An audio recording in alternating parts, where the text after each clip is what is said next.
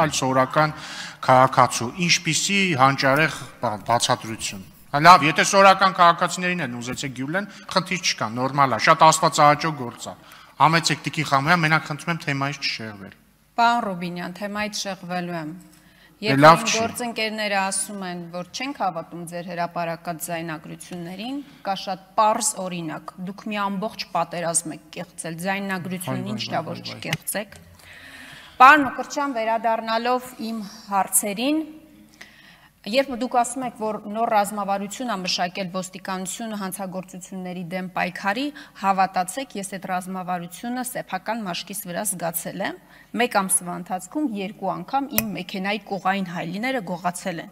Բայց ես չեմ ուզում խոսել իմ մասին։ Ես այս օրինակով ուզում եմ խոսել մեր այն հարյուրավոր, հազարավոր քաղաքացիների մասին, որոնք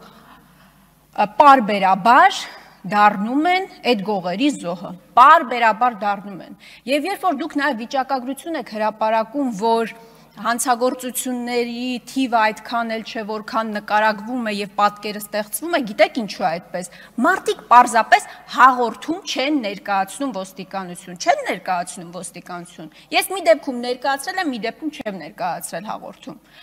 Պարոն Մկրտչյան, 6 տարվա ընթացքում հանցագործությունները աճել է 60%-ով։ Երբ մենք ասում ենք, որ այդ պրոֆեսիոնալիզմը, որ ոստիկանությունը ցուցաբերում է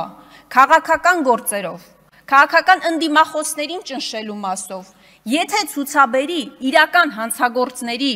իրական հանցագործությունները բացահայտելու մասով, մենք չենք ունենա այս պատկերը, այդ դրա մասին է մեր հարցադրումը։ Երեք, երբ որ Գյումրիում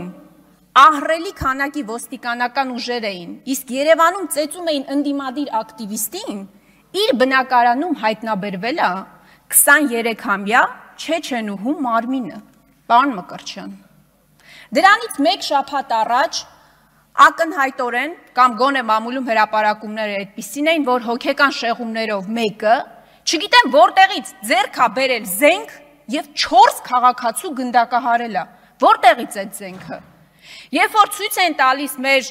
ուժայինների պատկան մարմինների ձեռքբերումները, որ դրոնով գաղտնալսումներ են անում, ես ձեզ հարց եմ տալիս, այդ դրոնը որտեղ էր, երբ որ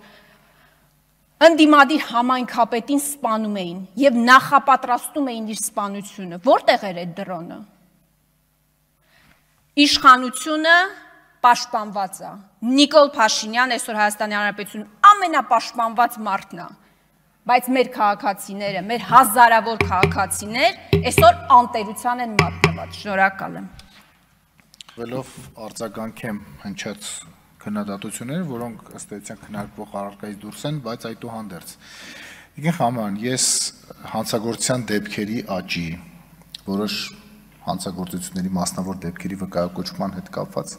լրիվ ընդունում եմ ձեր մտահոգությունները եւ ասեմ ավելին պատրաստ եմ քննադատություններ լսել եւ առաջարկներ լսել եւ դրանք ընդունել, տեղավորել եւ ռազմավարության եւ ընթացիկ աշխատանքներում եւ բնականաբար ներքին գործերի նախարարությունը եւ իդեմս ոստիկանության ամեն ինչ անում է, որպեսզի հանցագործությունները չաճեն, իսկ կատարված հանցագործությունները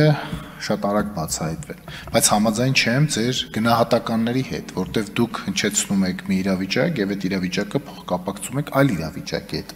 Հնարավոր չի, որպեսզի մենք սենց ասած ինչ որ մի հանցագործության բացահայտման հաշվին մեկ այլ հանցագործություն բացահայտենք կամ հասարակական կարգի պահպանություն իրականացնենք մեկ այլ հանցագործություն բացահայտելու հաշվին։ Գոյություն ունեն իհարկե առաջնահերթությունները եւ ոստիկանական ուժերը ուղղվում են այն հանցագործությունների դեմ պայքարին, որոնք առավել վտանգավոր են բնականաբար։ Բայց յուրաքանչյուր նույնիսկ ոչ մեծ ծանրության հանցագործություն մեր համար մտահոգություն է։ Այո, ինչպես նշեցիք, ծեծը եւ տրանսպորտային միջոցների կատարված գողությունները։ Այս առումով թե ինստիտուցիոնալ, թե օրենսդրական, թե ծառայողական մի շարք միջոցառումներ են իրականացվում, ինչի մասին կրկնում եմ նորից, որ եթե խոսենք, մենք պետք է կարծես թե առանձին քննարկում ունենանք։